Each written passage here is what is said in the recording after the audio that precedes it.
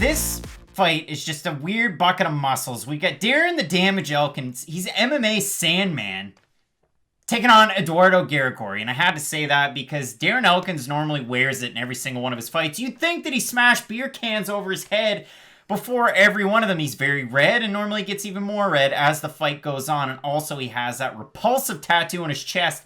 And with Eduardo Garagori, this is a fighter that came into the UFC out of Uruguay, and he made his debut in Uruguay against Humberto Bandenay that ended up winning the Copa Combate. He lost the title to Rafa Garcia in his last fight, but all that to say that Humberto Bandenay no longer in the UFC. Garagori picks up a big win there in his UFC debut. All three judges scoring at 30-27. Everybody on MMA decision scoring at 30-27 for Garagori. And then what does he do, or what does he get in his next fight? Well, he gets Ricardo Ramos, a guy that could spinning wheel kick anyone and knock out a horse at that. Now, Matt, that fight didn't go well for him. He got submitted. And what do we know about him? I mean, he's 13-0, primarily most of his fights on the lower or regional scene. They were all finishes. He was a guy that was highly touted coming in. He had 6 submission wins, 4 knockouts. What can I say? He's a guy that was beating scrubs on the regional scene. His last 2 wins were over debuting fighters. So doesn't really tell you a whole lot as to what you were going to get. He was also a favorite in his fight against Bandenay, which I found to be a bit of a surprise. And he was supposed to take on Andre Harrison a while ago before he made his UFC debut back at PFL. He was also supposed to take on Mirsad Bektik this past year. That fight fell out. Bektik ended up losing his fight. So in steps Garagori, take on Darren Elkins. And Matt, Darren Elkins is a guy that's really been around the block for as long as MMA's been around, really. I mean, he's been a team alpha male staple with the Chad Mendezes, the Uriah Fabers of the world. But right now, Darren Elkins is on one of the worst streaks of his career. And he was coming off of one of the best streaks in his career. It looked like a resurgence of Darren Elkins to a point. Now he's lost the 4. And if we go into that losing streak, Matt, we're talking about really good fighters. Your champ Volkanovski, Ricardo Lamas, Ryan Hall, and then Nate Landwehr. And that was a tough fight. If you're a big fan of the damage, you probably didn't like that fight against Nate Landwehr. And really, you got like for like. You got a couple of decent wrestlers, guys that can toss hands, guys that have probably gotten into fights in bars before. You got that, and Elkins did not come out the winner. So this fight, a bit of an odd one matchup-wise. What do you make of it? I think the UFC wants Darren Elkins to win this one. I don't know why. It's just that Darren Elkins is on this weird streak, but when you look at the level of competition that he's fought, other than Landwehr, okay, Volkanovski, no shame in losing to him. Now, Volkanovski did beat the absolute bejesus out of Darren Elkins, to be completely fair, but he at least made it to the last bell. He landed a body kick or 2, and that was great. The Lamas fight was weird just because he could never really seem to get going in that one. And again, there's not many people whose nicknames really just perfectly fit not only the persona, but the athlete themselves. And Darren Elkins, the damage. And it's really in your face because of that tattoo. But he gets hit with a jab. If they turn the AC on in the arena, it could open up some scar tissue.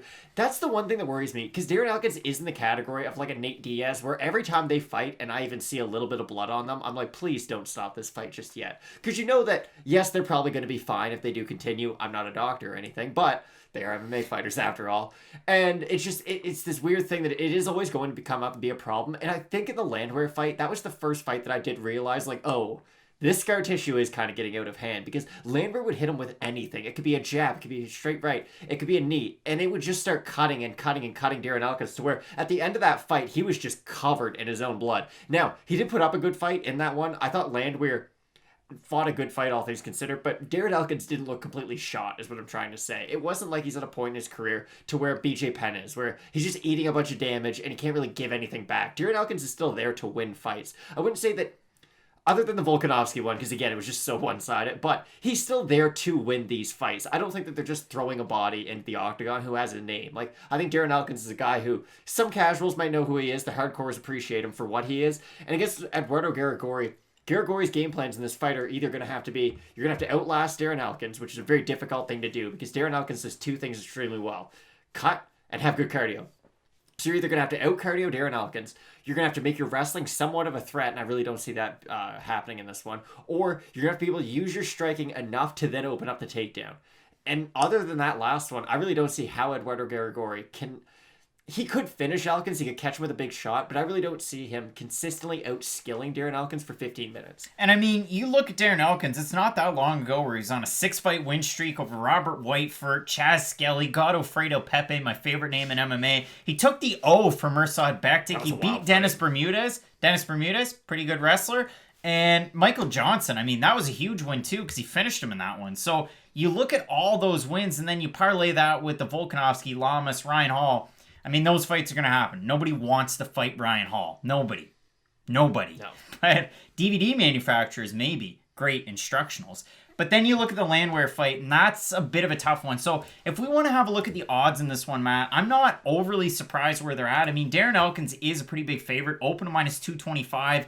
Some money did come in on Garagori, but at this point, Elkins minus 232 over on best fight odds. For Garagori, open to plus 190. He's at a plus 186. If we have a look at the total votes over on Tapology, at a 712 votes, 68% going with Elkins, 83% by decision.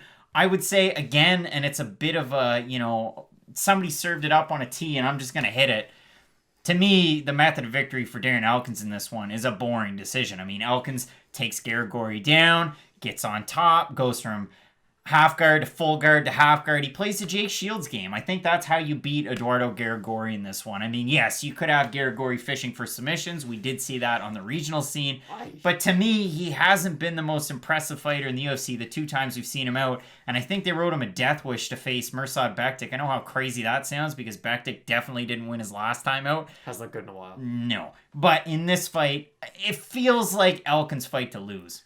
I mean, I agree with some of what you said. I agree. Darren Elkins by decision, the safe pick. He's not a terribly big finisher. He doesn't have crazy punching power. He doesn't have an absurd output or wicked submission game, but he's just kind of average at everything. I will disagree with how the fight's going to go. Darren Elkins doesn't have boring fights. He's not just going to take you down and go from full guard to half guard, rinse and repeat Jake Shields style. He's going to take some shots. He's going to make it a fun one. It is going to be back and forth, and he's going to give Garagori moments in this fight. It's one of the big problems about Darren Elkins, and why when he does fight those elite of the elite, he can't get away with some of this stuff, because you can march forward and eat shots against these guys who aren't ranked. And then you fight an Alexandr Volkanovski, and it's like, oh, so he can defend my takedowns. And when I do throw all my weird techniques, he just moves out of the way and hits me and counters me. So Elkins is going to give away moments in this fight, and he's going to make this fight closer than it should be, but he still will get the win.